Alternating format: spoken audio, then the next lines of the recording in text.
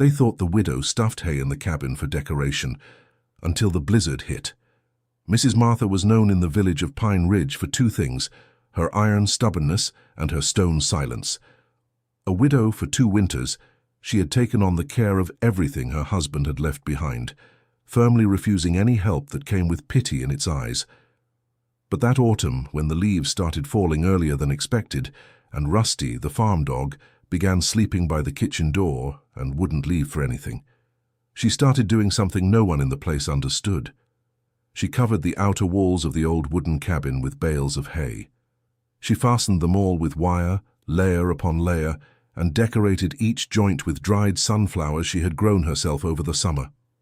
The neighbors would stop on the dirt road to look. Some laughed out loud, others shook their heads with that kind of pity that hurts more than indifference. But none of them knew what was coming, and none of them had the slightest idea what those bales and those dried flowers would hold back when the cold truly arrived. Martha didn't mind the stairs. She worked with hands that carried decades of dirt and calluses, the same hands that had cared for her husband in his final years, the same hands that had dug the sunflower bed in the yard without asking anyone for help. She climbed onto the wooden stool that Arthur himself had made, reached for the bales with an iron hook, fastened the wire with a rusty pair of pliers he had bought at an antique fair 30 years ago, and kept going, one layer after another, like someone solving a problem they already know the end of. Arthur. Just thinking of his name, she felt that tightness in her chest that wasn't quite sadness and wasn't quite longing. It was both things mixed with the weight of knowing that life went on and had to be lived anyway. He had taught her that technique on an October afternoon just like that one, many years ago, when they still lived on a farm in a higher region, where winter arrived without asking permission and with a brutality that most people there had never faced. "The hay isn't decoration, Martha," he had said, running his hand along the covered wall while she watched with crossed arms and a skeptical expression. "The hay is what separates the warmth inside from the cold outside. It's what makes the difference between a night slept through and a night suffered through." She had learned. And when they came to Pine Ridge, years later, he had repeated the process on the new cabin they built together. But over time, and with the milder winters of recent years, the covering had deteriorated. Now she was redoing it all alone, with her hands, with the hook, with the wire. What the neighbors didn't know, and what she felt no need to explain, was that Rusty had changed his behavior 2 weeks earlier. The dog, who usually roamed the yard and barked at anything passing by on the road, had started staying close to the house's walls, sniffing at the cracks, walking in slow circles like someone who can't find rest. Martha knew that behavior. She had seen it before. The animal felt what was coming before any thermometer could register it. She didn't say anything to anyone, not because she was too proud to warn them. It was because she had tried that before, in other places, in other winters, and had learned that people only believe in the cold when they're already shivering. So she worked in silence. And the village talked. Dear listener, if you're enjoying the story, go ahead and leave a like, and especially subscribe to the channel. That really helps us who are just starting out. Now continuing. Howard Thompson owned the only grocery store in Pine Ridge, a man in his 50s with a generous belly and a voice that carried more than necessary for the size of any conversation. He spent most of the day sitting in a straw chair in front of the counter, watching the main street traffic through the barred window, and when there was little movement, he'd invent some topic to shorten the afternoon. Martha's shack had become the favorite subject that week. "Has anyone gone there to ask what she's doing?" he said one morning, while weighing beans for Mrs. Gladys, Martha's neighbor, who made a habit of buying small amounts just to have a reason to leave the house each day. "I asked," replied Mrs. Gladys, adjusting her straw bag on her arm. "She said she's getting ready for winter." "Getting ready for winter," repeated Howard, as if the words were funny just by existing. "With hay and sunflowers, it's too pretty to be protection. Looks more like a museum than a shack." He went to the window, looked one way and then the other, like someone about to do something that deserves an audience. He grabbed a piece of cardboard from behind the counter, wrote the words "The Hay Museum" with a black marker, and placed it in the window. Mrs. Gladys left, embarrassed. 2 young men buying cigarettes at the door laughed heartily. By the end of the day, Brooke, Howard's teenage daughter, had taken photos of the shack with her cell phone and shown them to her school friends with the caption, "My neighbor's mansion." The group responded with laughter and snowflake and sunflower stickers. The teen felt popular for a few days because of it, without understanding she was laughing at something she didn't comprehend. Martha saw the sign in the grocery store window when she went to buy salt. She read it, didn't stop, didn't respond. She returned home with the salt under her arm and Rusty running ahead, and continued her work. What she didn't know, at that moment, was that someone was looking at the shack without laughing. Inside the room at the back of the property, a young woman in her 20s was watching from the window with her elbows on the sill and an expression she wasn't quite sure how to read. She had arrived in the village 3 weeks earlier with a backpack on her back and a worn leather bag slung across her body, and had rented the small back room of Martha's property after reading a card pinned to the bakery's bulletin board. "Room for rent. Includes breakfast. Silence is not optional." The card had made the young woman let out a small laugh right there in the bakery. She had jotted down the address on a piece of paper and sought out Martha that afternoon. Her name was Morgan Vance Miller. She was 26 years old with dark hair that reached her shoulders, a way of looking that seemed always to be calculating something she didn't say out loud. She wore long skirts most of the time. That red one of thick fabric was her favorite, and she carried a kerosene lantern that had belonged to her grandfather, something people found strange in a world of battery-powered lanterns and cell phone lights. But Morgan wasn't one to explain her habits to anyone. She had arrived in Pine Ridge with a very precise goal, but when she rented Martha's room, she didn't say that. She said she needed a quiet place to rest, that she had left a big city and wanted to breathe different air for a while. Martha had looked at her with those brown eyes that seemed to read what wasn't said, and then had asked if she knew how to respect silence. Morgan said yes. Martha accepted. The two had spent the first weeks coexisting without really coexisting. Morgan left early to walk around the village, made notes in a hardcover notebook, returned before lunch, and stayed in her room for hours. Martha worked in the garden, took care of Rusty, ate meals on time, and went to sleep when the sun went down. They crossed paths in the kitchen, exchanged polite words, and each went her own way. It was the hay cabin that broke that uneasy silence between them. One afternoon, when the sun was still beating down with some force, but the air already carried a coolness that signaled change, Morgan had gone out to the backyard with the intention of hanging up a blouse she had washed. She saw Martha on the stool, stretching her arm to fasten another bale of hay to the cabin wall with wire. The whole scene seemed from another time, the woman with the loose bun and grey curls escaping from every side, the tall pines behind the property swaying gently, Rusty lying nearby, licking his paws indifferently. Morgan watched longer than she intended. Then she approached. "Are you going to cover the whole cabin?" she asked, still from a distance, as if not wanting to seem nosy. "I'm already halfway there," Martha replied without turning around. Morgan came closer and looked at the layers of hay. They were thick, well secured, with dried sunflowers tucked into the joints in a way that seemed almost decorative. "It's pretty," she said sincerely, "but I don't really get the idea." "You don't need to get it. I'm the one who'll feel the difference." "Is it to protect from the wind?" Morgan tried. "It's to protect from everything the cold brings." Morgan was silent for a moment, looking at the clear blue sky. Then she said, with a slightly forced delicacy, "But the winter here isn't that harsh, right? The other residents don't seem too worried." Martha slowly got down from the stool, slapped her hands on her thighs to shake off the straw that had stuck, and stared at Morgan for a full second before answering. "The other residents have never been through a real winter," and she went back to work.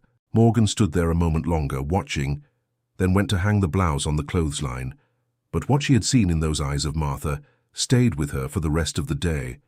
There was something there that wasn't arrogance. It was certainty. The kind of certainty that isn't born from pride, but from having been wrong and learned and wrong again until the lesson sinks into your bones. That night, Morgan sat at the bedroom table with the little notebook in front of her and didn't write anything for a long time. What she was looking for in Pine Ridge was a woman, an elderly woman, who had signed as a witness on a document registered 40 years ago, in a time when land possessions were often agreed upon with a handshake and the presence of 2 or 3 trusted people who could read and write. Morgan's father had received that land as a legitimate inheritance from her grandfather, a simple man who had worked it for decades. The land was in a neighboring municipality, a small but fertile property, with a spring of clean water worth more than it seemed. When Morgan's father had filed the request to regularize the property, he discovered that a distant relative, Uncle Sterling, had presented documents contesting the ownership. Documents that Morgan knew by heart were irregular. Uncle Sterling was a 60-year-old man, hair combed to the side, suit on registry days, and a way of smiling that never reached his eyes. He had shown up in Morgan's father's life as that distant relative who reappears when he smells something worth fighting over. The problem was that proving the irregularity of Uncle Sterling's documents required finding the originals of the old deed. And that deed had been signed by a witness whom Morgan, after months of stubborn research in the archives of 2 registry offices and in the memories of old relatives, had managed to track to that village in the middle of the pines. The name on the deed was Martha Hayes Reed. But Morgan still wasn't sure it was the same person. The name was fairly common, and she had promised herself she wouldn't say anything until she was sure, because if she approached the wrong woman and scared off the right one before building any trust, she could lose everything. That's why she had rented the room. That's why she had said she needed rest. That's why she watched, talked little by little, trying to piece things together without letting Martha realize what she was assembling. The problem was that, unlike what Morgan had planned, Martha wasn't an easy woman to study from afar. She was a woman who noticed things, who looked at you in a way that made you feel red. And the more Morgan tried to keep a calculated distance, the more she felt that distance shrinking on its own. The day after the conversation about the hay, Morgan woke up to the smell of bread baking coming from the kitchen. She had slept poorly. Thoughts of Uncle Sterling and the documents and the months she'd spent trying to resolve what had worn down her father's health swirling in her mind. She went to the kitchen and found Martha pulling a pan from the oven with cloths in her hands, her face slightly flushed from the heat, Rusty sitting in the corner with his eyes glued to the pan. "You sleep badly," said Martha without looking at her. Morgan stopped at the door. "How do you know? I hear you pacing in your room at night." The floorboards talk. Morgan sat down at the kitchen chair, a little embarrassed. "I've got some things to work out. Sometimes my mind won't stop." Martha placed the bread on the cutting board and went to get the knife. She cut 2 thick slices, put them on a plate and slid it over to Morgan. Then she filled 2 mugs with the coffee that was already in the thermos and placed one in front of her. "Problems that don't get solved at night won't get solved at dawn," she said, sitting down on the other side of the table. "Sleep. In the morning your head's clearer." It was the kind of simple thing anyone could say. But coming from Martha, in the silence of that kitchen with the smell of bread and Rusty sighing in the corner, it sounded different. It sounded like care. And Morgan, who hadn't received care from anyone but her ailing father in months, felt a lump in her throat she wasn't expecting. She bit into the bread and said nothing more. The following weeks were woven with these small moments, a slice of bread here, a short but honest answer there. Morgan watched Martha without seeming to watch. She saw how she treated every part of the property with respect, how she knew the names of the herbs in the garden and what each one was for, how she talked to Rusty with a seriousness that sometimes made Morgan smile alone in her room. But there was one thing Morgan didn't understand, and that bothered her without her being able to explain why. Every day, at the end of the afternoon, Martha went to the hay shed and stood looking at it for a few minutes. She didn't do anything, didn't adjust anything. She just stood in front of those covered walls with her hands clasped in front of her, like someone doing a mental calculation. Then she went back inside. One afternoon, Morgan went up to her. "What are you looking at?" "Checking to see if it's steady." "And is it?" "It is." Martha ran her hand over one of the hay layers, pulled it lightly to test the wire. "But there's still one thing missing." "What's missing?" Martha pointed to one side of the shed where the layers were thinner. "That side gets more wind. When the blizzard comes, that's where the cold will try to get in first." Morgan looked at the indicated side, then at the sky, which was cloudy but showed no sign of anything threatening. "When the blizzard comes," she repeated slowly. "Are you sure there's going to be a blizzard?" "I am. But the locals say it's been years since any real snow fell." Martha turned her face to her with a patience that seemed cultivated. "That's exactly why it'll be worse when it does fall." Morgan didn't answer, but she kept looking at that side of the shed for longer than she intended. And later she went to help Martha carry the bales that were still stacked in the shed. Martha didn't thank her with words, but when Morgan placed a bale in the wrong spot and the wall became lopsided, the old woman adjusted it without complaining and showed her the right position with a motion that was more about teaching than correcting. And that, Morgan realized, was her way of saying thanks. It was that same week that Howard put the cardboard sign in the window. Morgan found out through Brooke, who passed by the front of the property one day, showing photos on her phone to her friend and laughing. Morgan heard it from her bedroom window. She felt an unease she hadn't expected, not anger, more that sense of unfairness that comes when someone is mocked for something that doesn't deserve it. She went to the kitchen and told Martha. Martha was peeling potatoes. She listened without stopping the movement of her hands. When Morgan finished speaking, she said, "Howard is a man who only learns when he feels it in his own skin. He's the most difficult kind. Aren't you going to do anything?" "I already am." She dropped a peeled potato into the pot with a satisfied plink. "I'm lining the cabin." Morgan stood for a while at the kitchen entrance. "Don't you feel anger?" Martha paused for a moment. She looked out the window. Then she went back to the potatoes. "I have felt it. Arthur and I went through worse things. People who laughed at us because we didn't have what they had, because we lived where they didn't want to." She paused. "The anger passes, the hay stays." Morgan smiled without meaning to. It was the first time she'd heard Martha mention her husband by name. That night, she found herself thinking about that name, Arthur. She wondered what that man had been like, whether he had been like her, quiet and steady, or if he had been the opposite, talkative, full of light, the kind of person who fills the silences. And she thought maybe that was why Martha didn't need noise anymore, because she had lived with someone who completed her, and now the silence wasn't empty. It was presence in a different way. These were thoughts Morgan hadn't had in a long time.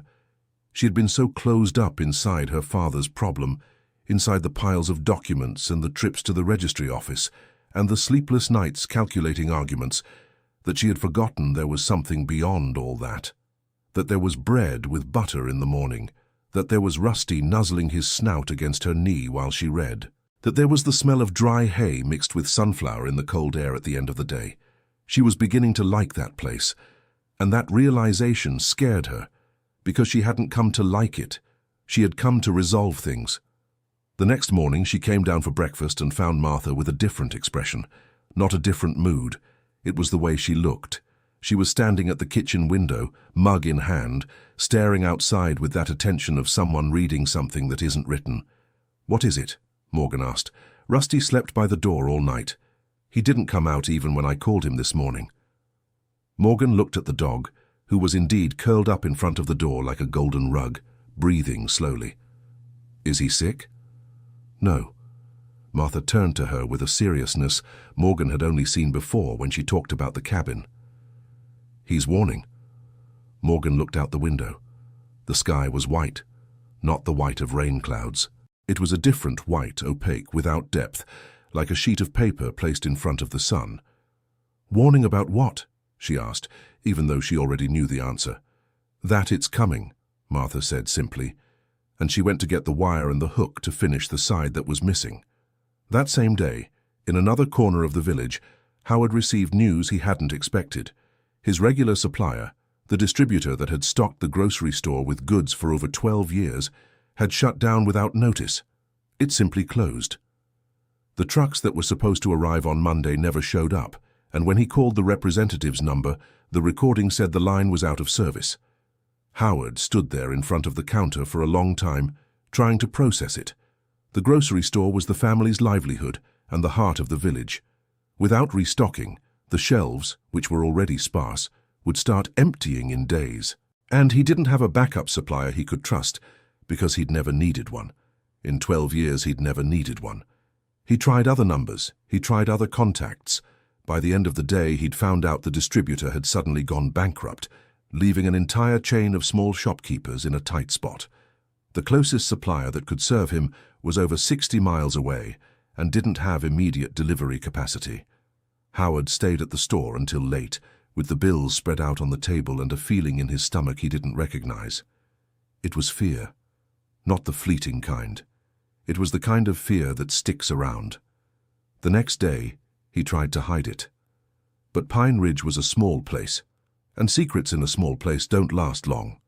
Mrs. Gladys found out about the situation that same afternoon and spread it to the neighbors with the efficiency of someone who spends her life acting as a link for village news. In less than 48 hours, everyone knew the grocery store could run out of stock before the end of the month. The tension that created was something else. There wasn't panic. It was a quiet unease, the kind that settles into sidewalk conversations and the expressions on people's faces as they pass by the shelves and see the space growing between the products. Everyone bought a little more than they needed. The shelves emptied even faster, and the temperature dropped another 5 degrees in a single night. Morgan felt that cold in a physical way when she went to fetch water from the well in the morning. The bucket had frozen on the surface, and she had to break a thin layer of ice with the handle. She stood there looking at the ice for a moment, remembering what Martha had said about the dog. When she went back inside, she found the old woman in the kitchen getting pots ready. Pots, glass jars, thermoses lined up on the counter. "What's all this?" Morgan asked. "Supplies. If the road closes, we need to have something to eat." "Do you think the road will close?" Martha didn't answer. She kept filling a jar with cooked beans. Morgan set the bucket near the stove to let the ice melt and watched Martha work. There was something in that calm, determined movement that both soothed her and tightened something inside her.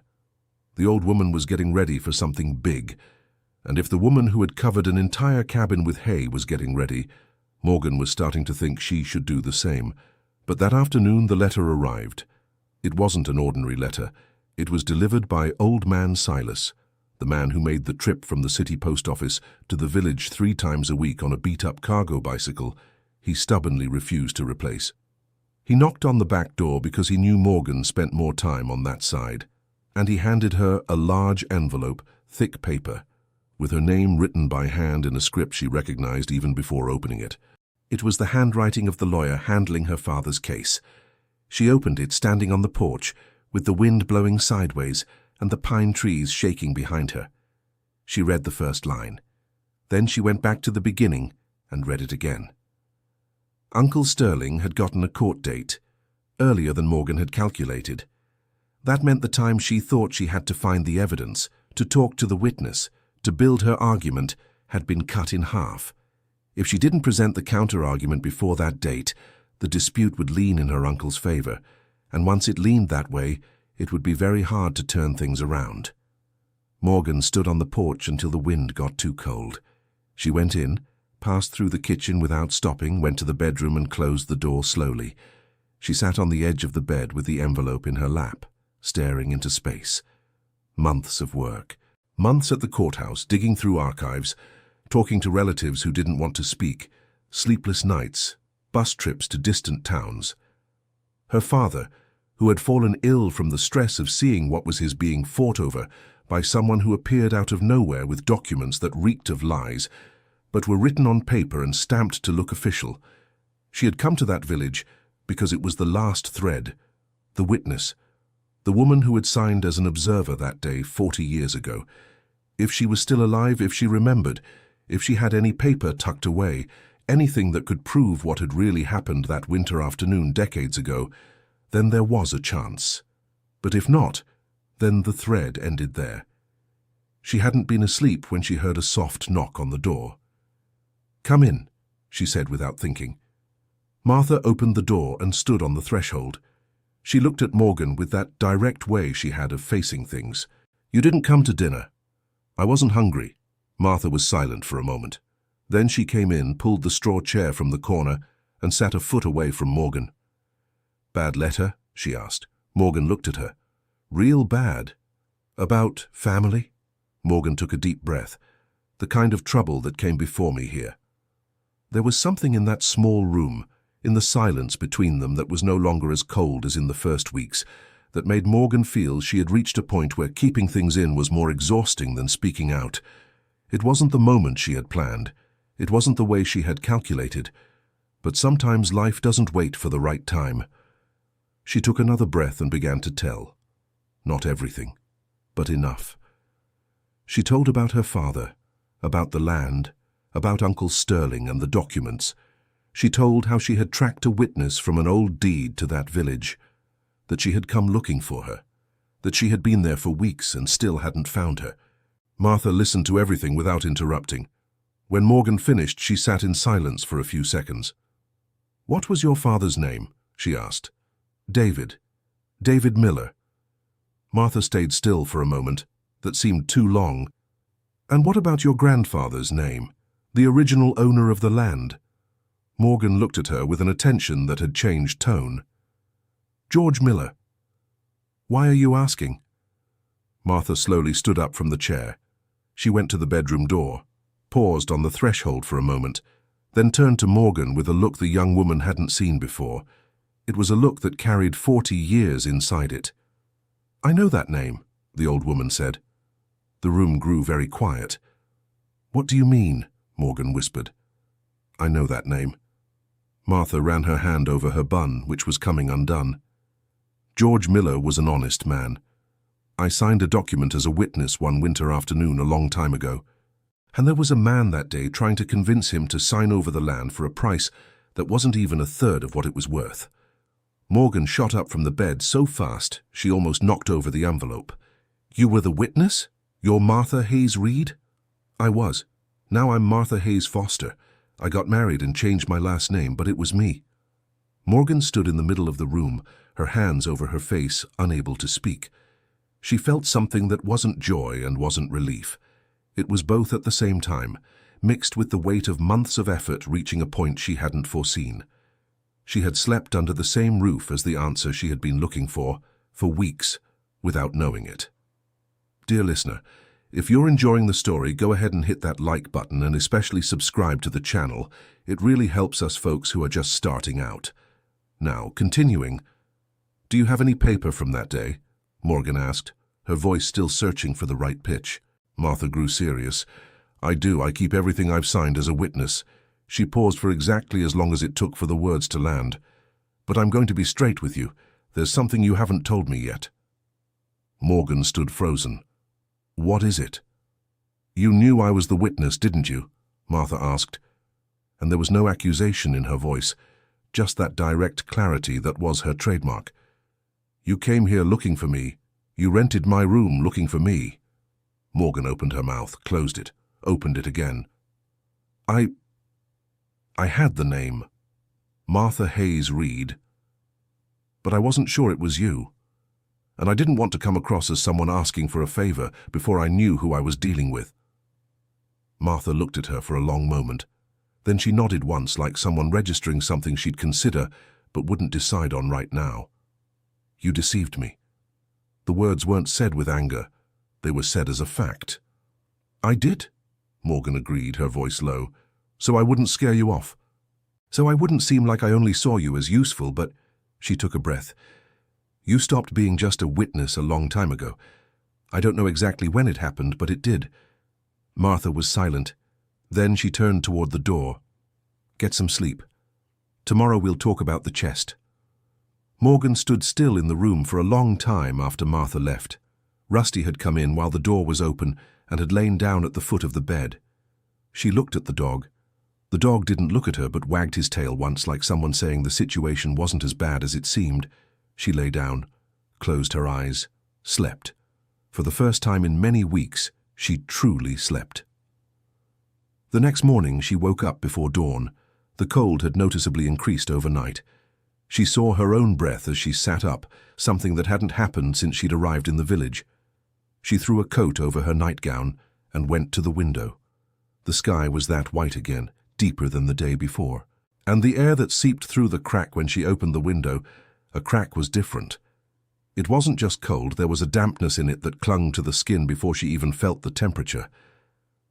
She went downstairs to the kitchen. Martha was already there, but she wasn't making coffee. She was at the window, her back turned, looking outside with her arms crossed. "How long?" Morgan asked, not exactly sure why she'd asked the question like that, without explanation. "Today or tomorrow morning," Martha replied.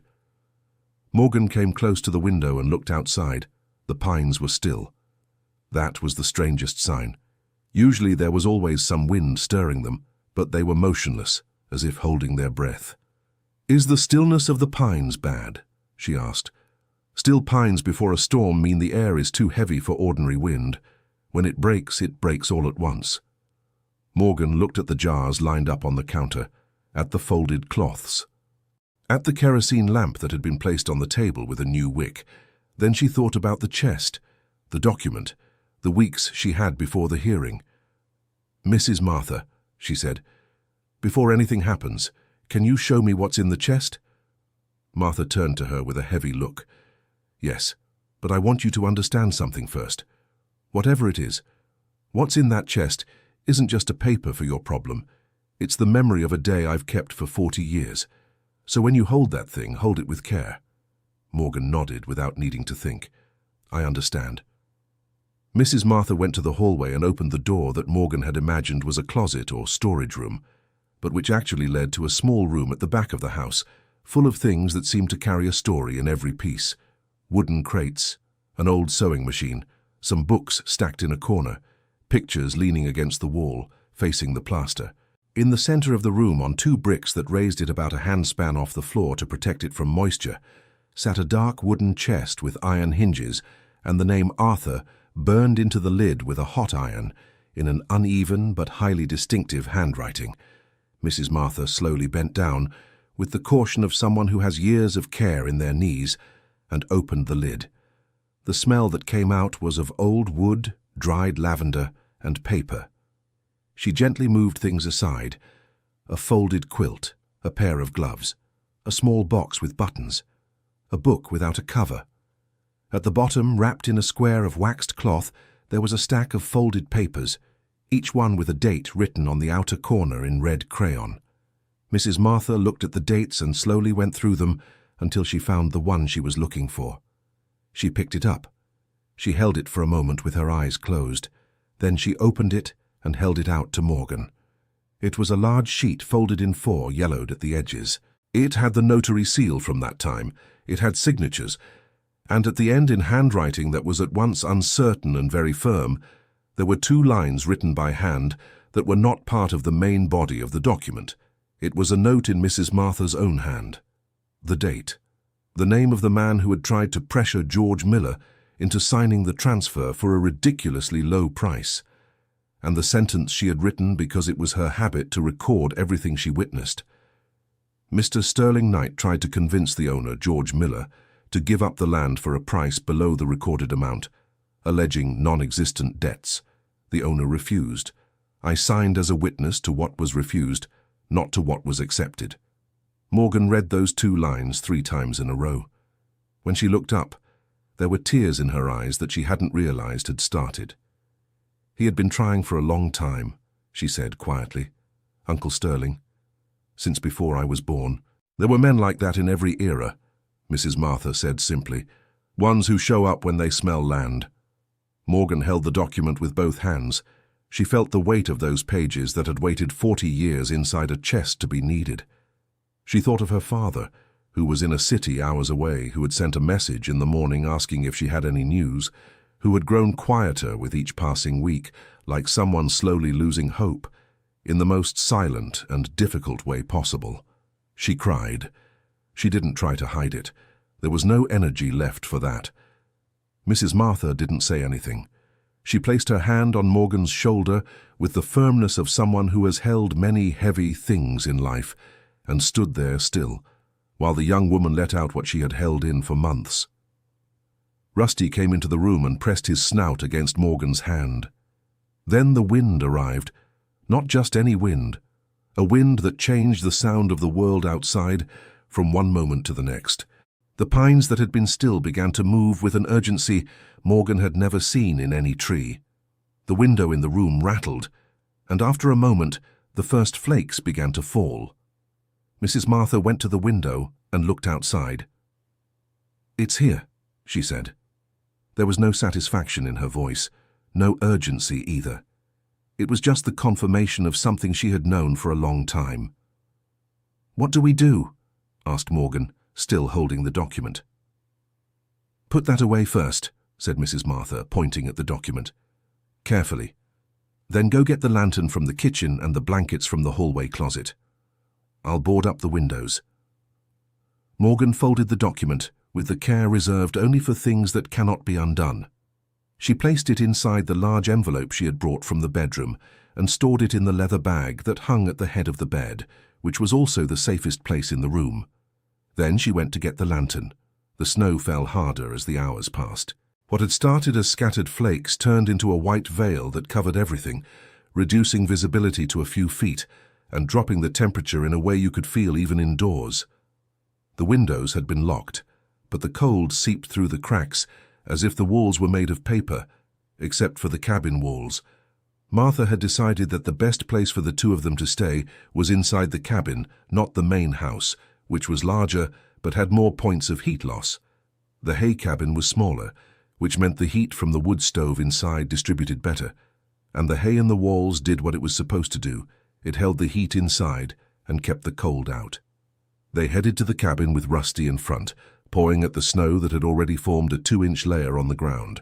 Morgan carried the lit lantern, her face half hidden by the wool scarf she had taken from her suitcase, looking to the side as she walked because the snow was coming sideways now, hitting her face like tiny needles. Martha was in front, steady as if walking on an ordinary day, opening the cabin door with the key at her apron waist. The warmth coming from inside was surprising. Morgan stopped on the threshold, holding the lantern, and felt that warmth on her face like an open hand. She stepped inside. Rusty came in behind her and went straight to the corner nearest the stove. The cabin smelled of heated wood and hay, and something that took Morgan a second to identify as the smell of home. Of hearth. The kind you can't buy and can't create in a short time. "How does the hay hold up?" she asked, running her fingers along one of the inner walls where the layers were visible. "The layers trap air between them," Martha explained, lighting the lantern and hanging it on the hook in the ceiling. "Still air is the best insulator there is. It doesn't let heat escape, doesn't let cold come in. It's physics. No mystery." Morgan looked at those walls with a different perspective than before. She now saw what was behind them. Not decoration, not eccentricity, knowledge, the kind you only gain from living in places where nature is too vast to ignore. It was then that someone knocked on the door. Martha opened it. It was Mr. Otis, the neighbor next door, with an expression that mixed shame and urgency. Behind him came his wife, Mrs. Mildred, wrapped in 2 sweaters and a coat that didn't fasten properly. "Martha," said Otis, hat in hand despite the snow, "my windows aren't holding up. Water's already gotten inside the house." Martha opened the door wide without saying a word. They came in. Rusty lifted his head to look, then put it back down. It wasn't long. Another knock came. It was Mrs. Gladys with her 2 grandchildren who were spending the holidays with her, kids aged 6 and 8, looking at everything with that mix of fear and fascination children have when faced with things too big to understand. Then others came. A family who lived on the next street who had tried to stay home, but whose roof had started creaking in a frightening way under the weight of the accumulating snow. An elderly couple who had no way to get anywhere else. And finally, with his head down and children clinging to each hand, Howard Thompson. He stopped at the cabin door and looked inside. At the hay walls, at the families who had spread out across the space with blankets and pillows Martha had brought from the main house, for the light of the stove that hit everyone with that orange glow of something alive. Then he looked at Martha. She was turned away, adjusting a covering over Mrs. Mildred's shoulders. "Martha," he said. She turned. "Come in, Howard." He entered. The children quickly scattered around the warmth. The teenage daughter, Brooke, stood near the door for a moment, looking at the hay walls with those eyes that were still processing something. Then she went to sit near Mrs. Gladys's children. Howard stood by the stove for a long time before speaking. "I put a sign in the window," he said. It wasn't an apology yet. It was just the admission that he had done it. "I saw," said Martha. "That was rude of me." "It was." More silence. The wind outside howled as if it were searching for an entrance it couldn't find. "You knew," he said, not as a question. "I knew. And you didn't say anything." "I did. I said I was preparing for winter." She went to get the kettle to heat water. No one asked why. Howard lowered his head. He sat on a bench near the stove and stared at his hands. Brooke, on the other side of the cabin, was looking at her phone, which she had taken from her pocket. Then she looked at the photos of the cabin she had taken days ago to show her friends. Then she looked at the walls around her, which at that moment were the only thing between her and the cold trying to get in. She put her phone away without doing anything. The silence that settled in her was different from the silence before. Morgan had stayed in a corner, watching everything. She saw when Howard came in with his head down. She saw when Martha gave him tea without charging anything. She saw when Mrs. Gladys's children fell asleep, one leaning on the other's knee in the warmth of the cabin, without the slightest worry about what was happening outside. Something was happening in that cabin that wasn't just protection from the cold. It was a gathering. It was the kind of meeting that only necessity produces, where differences shrink because the cold outside is the same for everyone, and the warmth inside belongs to all who share it. Martha moved through the space as if she had always known that one day this would be necessary. She checked to see if everyone was covered. She made tea. She warmed up leftover soup from the day before and distributed it in mugs. She didn't talk much, but when she did it was direct and clear, and the others obeyed without needing to ask why. Morgan went to her on one of her trips to the stove. "Need help? Grab that bread in the corner and share it with the children." Morgan grabbed it. She shared it. The children ate with that childlike way that makes anything ordinary seem good. On the second day of the blizzard, when the wind had died down but the snow was still falling, Howard got up early and watched the cabin walls for a long time. Then he went to Martha, who was by the stove, fixing the coals. "How did you do this?" he asked, in a voice different from before. Less noise, more person. "My husband taught me," she said simply. "He learned from his father, and his father learned from his. Knowledge from someone who lived in a place where winter doesn't forgive. Why didn't you explain to us when you were doing it?" Martha looked at him for a long moment. "I did. I said I was preparing for winter." She tapped the spatula lightly on the edge of the pot to remove what had stuck. "But there's a difference between explaining and being heard, Howard, and I've learned that difference only disappears when the cold has already arrived." Howard was quiet for a while. "Arthur was a man who knew a lot," he said after a moment. "He was." Martha set the spatula aside. "And I learned what I could while I had someone to learn from." She paused. "You should ask people more questions before putting a sign in their window." Howard slowly nodded. He was the kind of man who took a long time to change, but when he did, he changed for real. Brooke had spent the quiet morning watching Martha, with an attention that seemed new for her. At some point in the afternoon on the second day, she walked over to where Morgan was sitting with the little notebook on her lap, not writing, just holding it. "How long have you lived here?" the teenager asked. "A few weeks."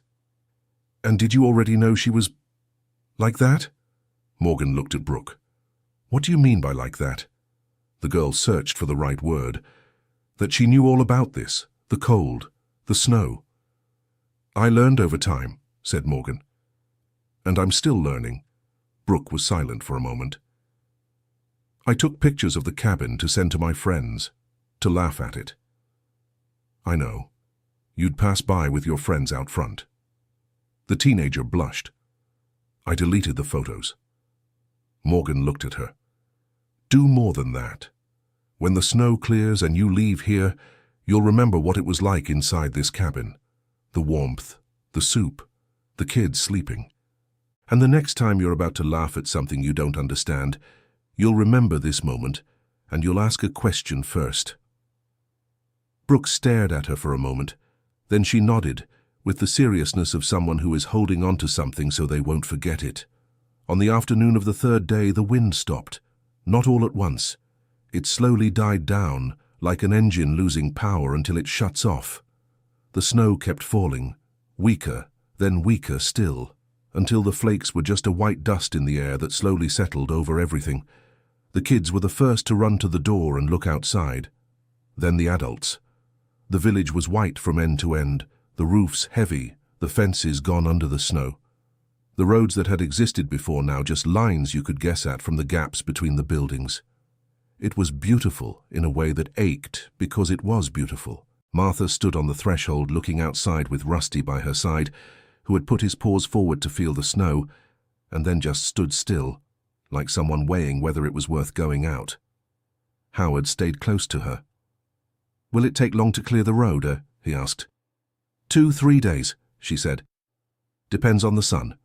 I need to find a new supplier before the shelves go completely empty." "You do?" She looked at him. "And this time, look for 2, so you're not dependent on just one." Howard nodded. "I'll do that." He paused for a moment. "Martha, how long did you know this blizzard was coming?" She thought for a second. "Since Rusty started sleeping by the door. About 3 weeks." Howard looked at the dog. "And the hay. The windward side was missing. I finished it a day before it arrived." He shook his head slowly, with that way of someone processing information that changes a few things. "I should have asked." "You should have, but you didn't need me to finish it anyway." "No, so it worked out the same way." "It did." She turned toward the inside of the cabin. "Come in. It's still cold." The families left throughout the morning when the snow had stopped, and it was possible to see the path back to their houses. Each one took something they hadn't brought, a jar of leftover soup, a piece of bread, and that kind of memory that doesn't need to be spoken because it's been etched in a way that words aren't needed. Mrs. Gladys was the last to leave, with her 2 grandchildren already awake and full of the energy of kids who had slept peacefully. She stood at the door for a moment. "Martha," she said, "I'm sorry I carried what Howard said to the village." Martha looked at her. "Gladys, you carry everything you hear for as long as I've known you. It wasn't going to be any different now." Mrs. Gladys didn't know if that was forgiveness or not. Then she smiled slightly. "It's true. It is." Martha opened the door wider for them to pass. "Go take care of the kids. It's still cold." When the cabin was left with just her and Morgan, Martha went to bank the fire that no longer needed to burn so strong. Morgan stayed to straighten the blankets people had left folded in piles on the floor. They worked in silence for a while, a silence different from all the silences that had ever existed between them before. "Do you need to leave soon?" Martha asked without turning around. "I need to go when the road opens up," Morgan said. "I have a deadline to meet."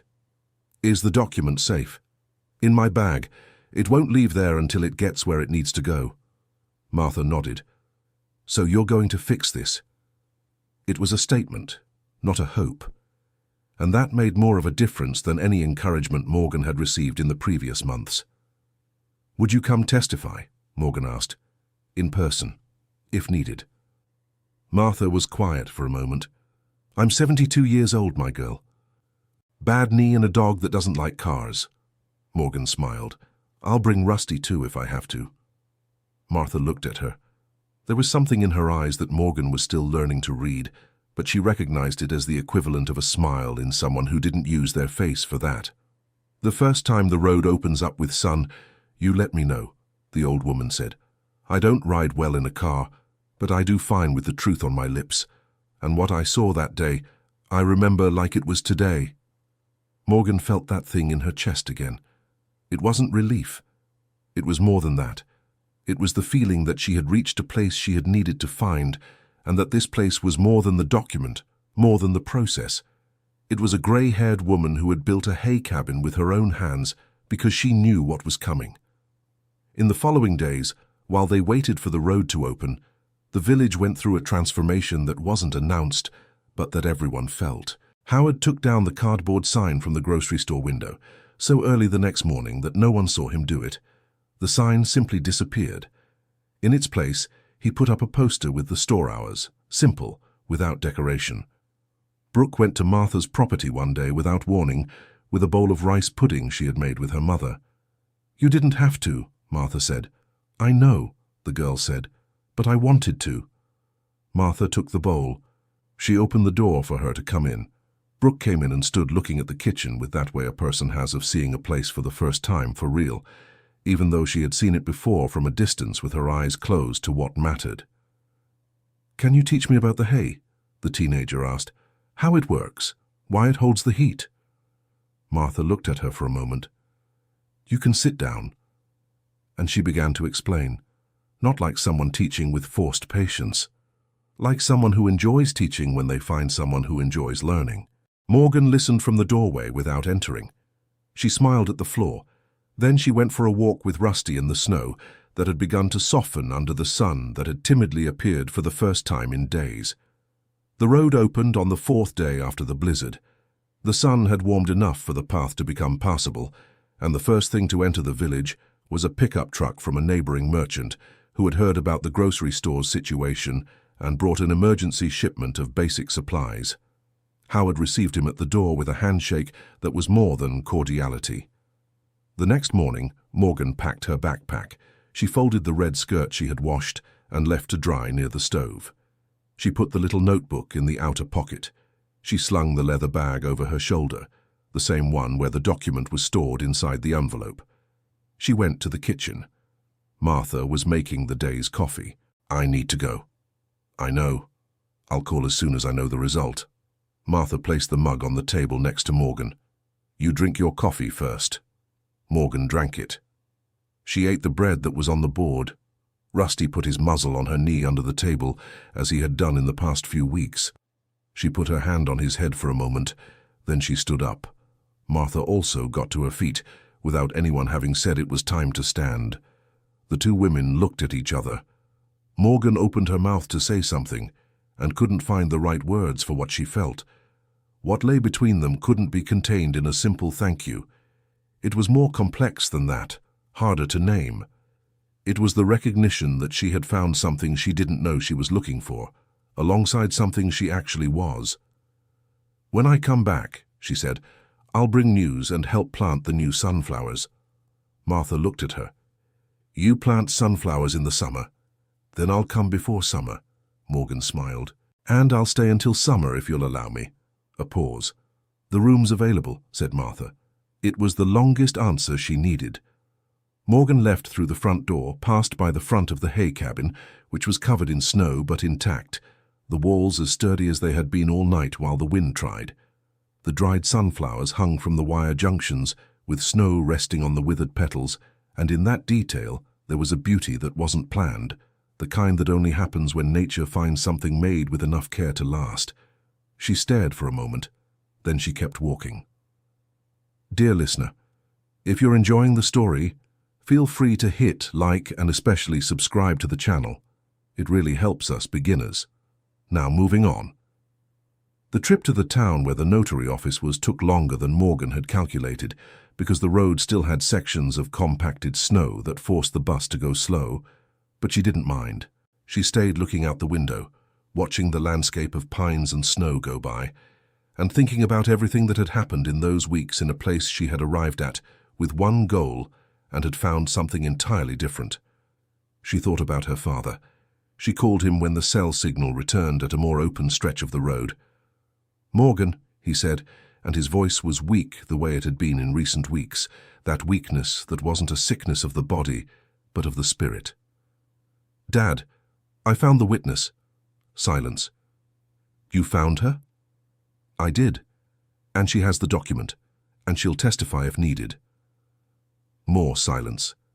Then a sound Morgan recognized as her father trying not to cry, that kind of restraint that men of a certain generation learn to do even when the emotion is too big to contain. "Is what you're telling me true?" "It is, Dad.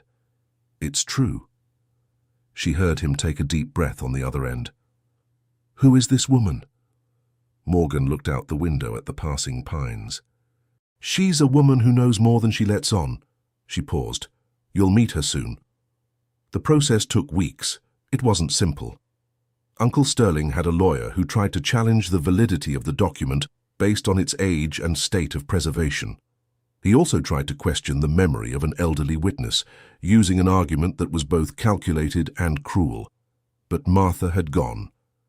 She had taken the car Morgan had arranged, with Rusty left in Mrs. Gladys's care for 2 days, had put the scarf around her neck, the shoes she saved for occasions that deserved attention, and had sat in the chair before the table with the same posture she used standing in front of the hay cabin, completely steady. When they asked if she remembered the day she signed the document, she said yes. When they asked if she was sure, she said yes, with a clarity that needed no elaboration. When they asked if there was anything she could say about what happened that day that wasn't on the paper, she said yes. And then she told, with the memory of someone who holds on to what they see, exactly what had happened. The pressure, the veiled threat, the honest refusal of George Miller, and the name of the man who had tried. Uncle Sterling stayed very quiet on his side of the table. His lawyer tried a few more arguments, but the handwritten note from Martha, dated the same day as the document, with details that only someone present could know, closed off the possibilities, one by one, like doors being locked. The case was closed. The land went back to the name that had always been its true owner. Morgan found out about the decision on a Wednesday afternoon, standing on the sidewalk in front of the courthouse, phone in hand and the sun coming in from the side. She stood still for a moment without moving. Then she called her father. Then she called Martha. The old woman answered on the second ring. "It's resolved," Morgan said. "I know," Martha said. "How do you know?" "Because you called with that voice." Morgan laughed. A laugh that had things inside it that weren't just joy. They were relief and tiredness and months of tension finding an outlet all at once. "Thank you," she said. "You were the one who went after it," Martha said. "I just kept what was meant to be kept." "You kept it for 40 years without knowing you'd need it." A pause. "I kept it because it was the right thing to do." Another pause. "When are you coming back?" Morgan looked at the sky, which was blue in that town. Then she thought of the pine trees at Pine Ridge, of Rusty, of the kitchen smelling like bread, of the hay cabin with the sunflowers. "Next week," she said. "Me and my dad.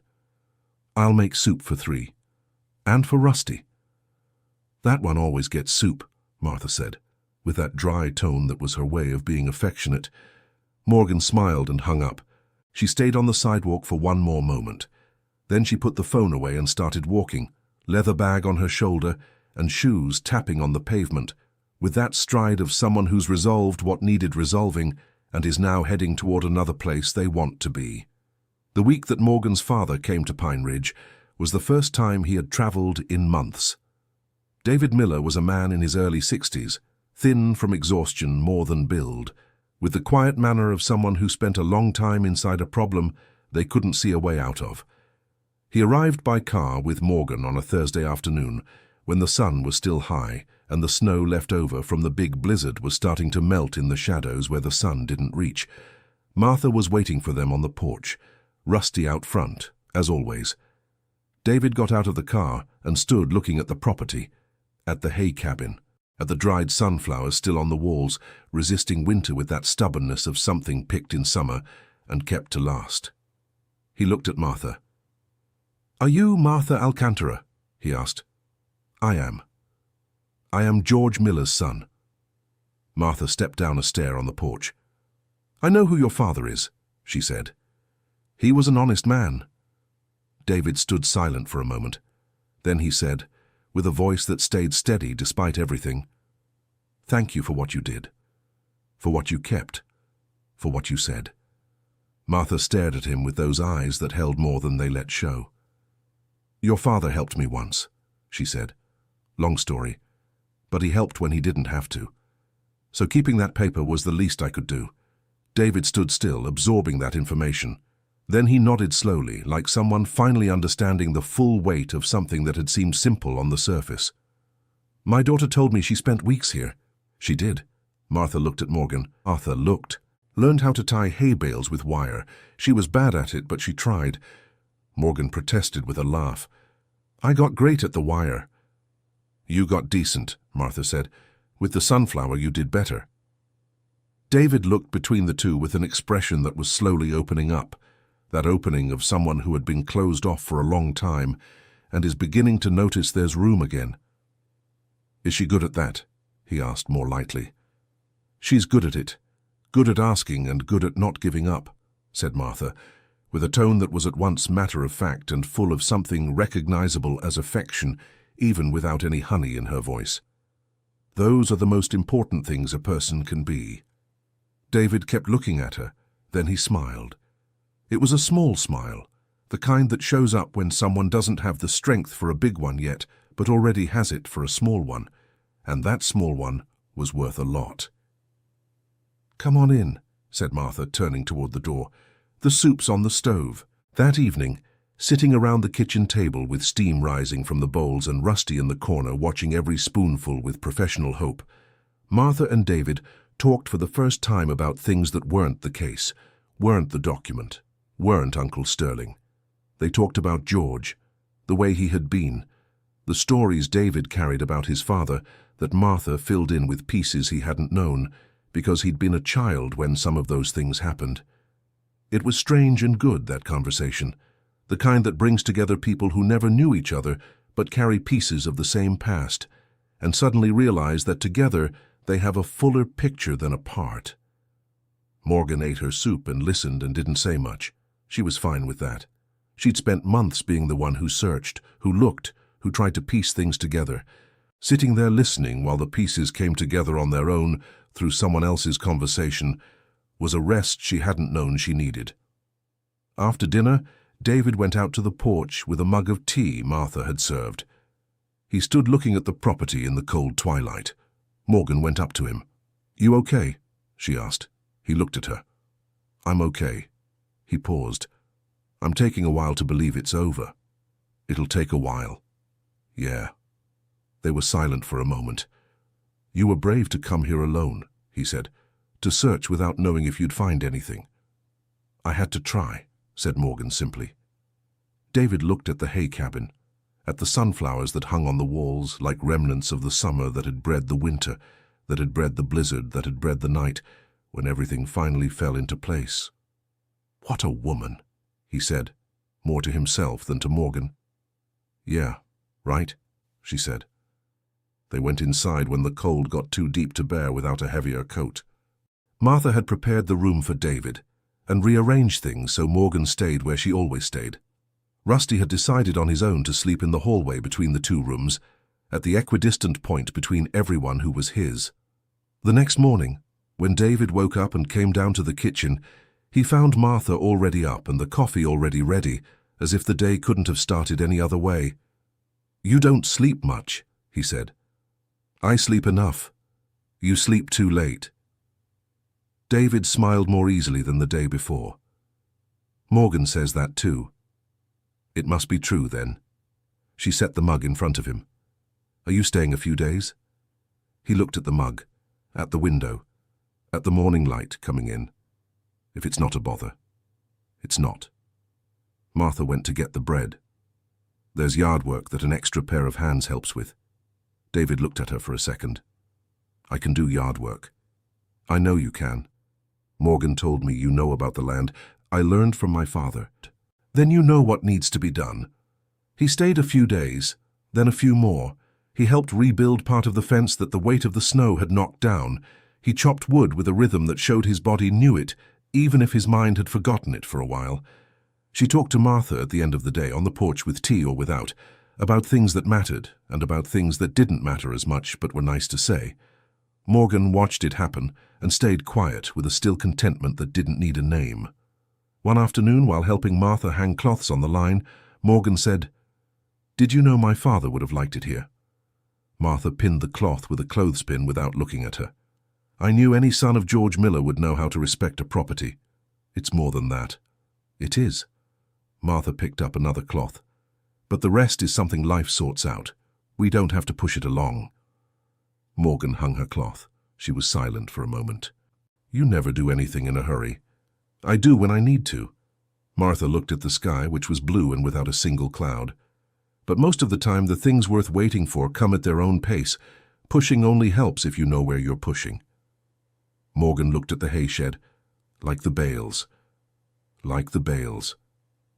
The following week, when the snow had almost completely melted and the earth was beginning to show through in dark, damp patches, Morgan went to the shed and found the sunflower seeds that Martha had stored in a metal can at the back of a shelf. She grabbed the can and went to the garden.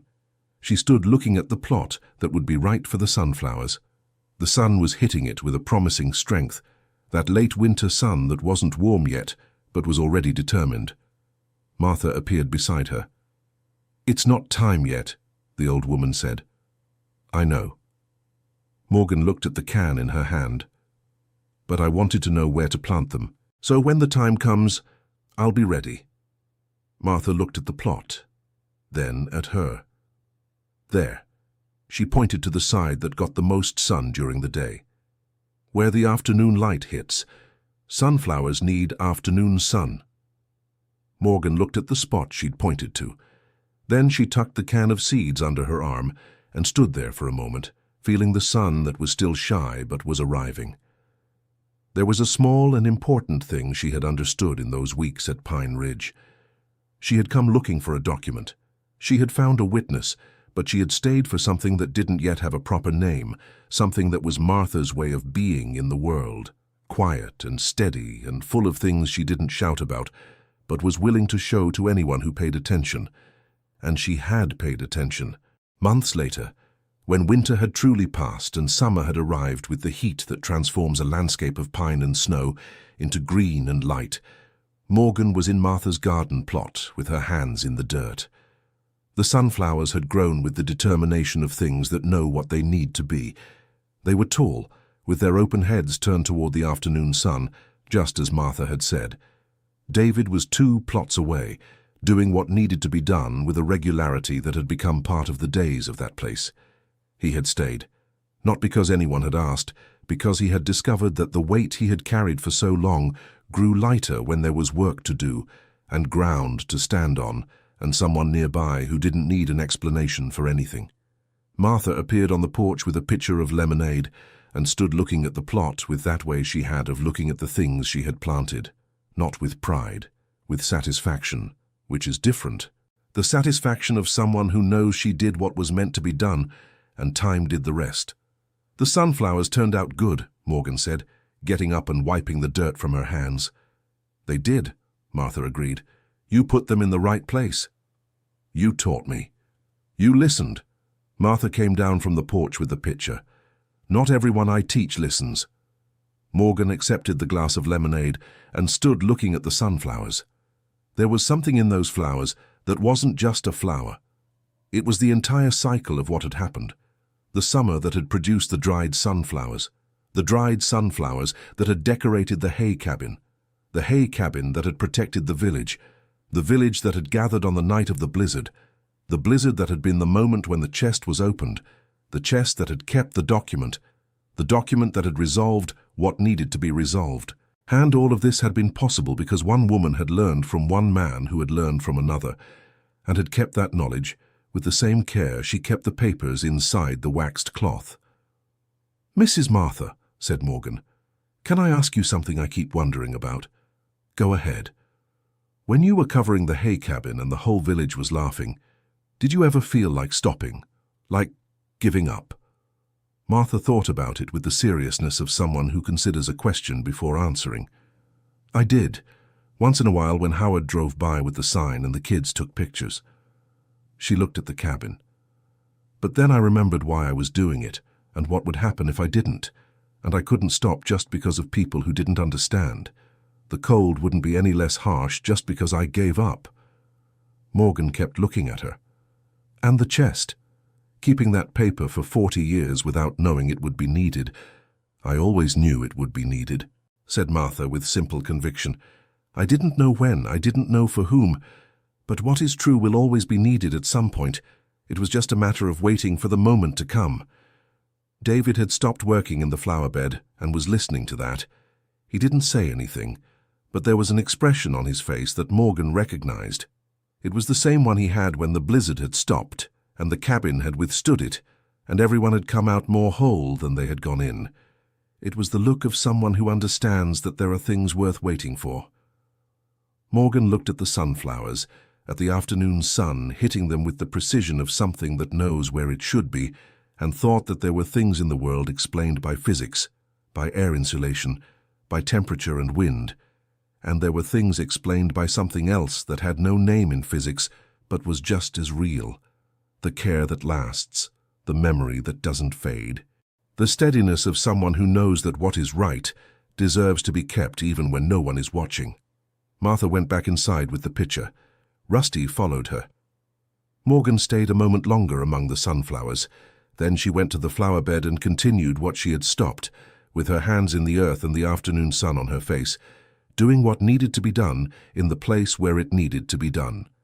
And it was enough. End of story. Tell us what you thought of this story and where you're watching us from. Rusty will be happy to read your comment. Leave your like and subscribe to the channel so you don't miss the upcoming stories.